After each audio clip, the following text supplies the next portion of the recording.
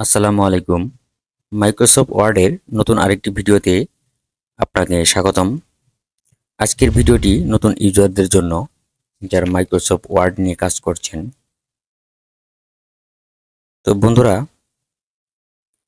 Microsoft word install করার পর সেখানে বাংলা অথবা ইংলিশ লিখতে গেলে বিভিন্ন ধরনের ওয়ার্ড ভুল হয়ে আসে। যেমন আমরা একটি মাইক্রোসফট ওয়ার্ড ডকুমেন্ট ওপেন করে নিচ্ছি। এখানে আমরা লিখব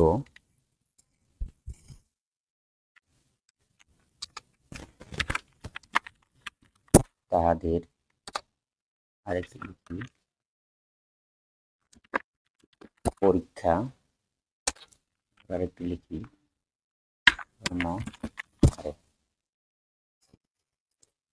এগুলি ভুল ওয়ার্ড চলে আসে। তো চলুন কিভাবে এটা সমাধান করবেন দেখে নিন। তার জন্য আমরা এখানে চলে যাব ফাইল থেকে এখানে অপশনে যাওয়ার পর এখানে আমরা দেখতে পারবো যেখানে প্রুফিং নামে একটা অপশন আছে। প্রুফিং থেকে এখানে অটো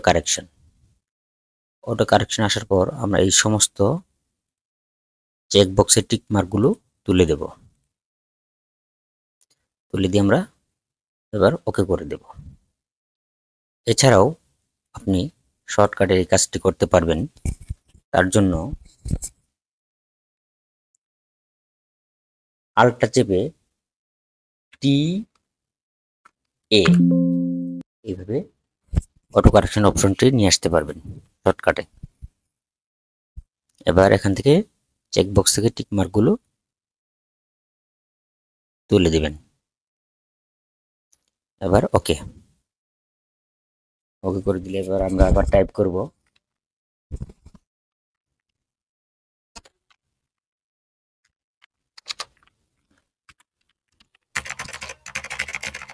তাহাদের পরীক্ষা সমাহারে। এবার আর কোনো ভুল আসতেছে না। তো এইভাবে আপনারা সমাধান করবেন।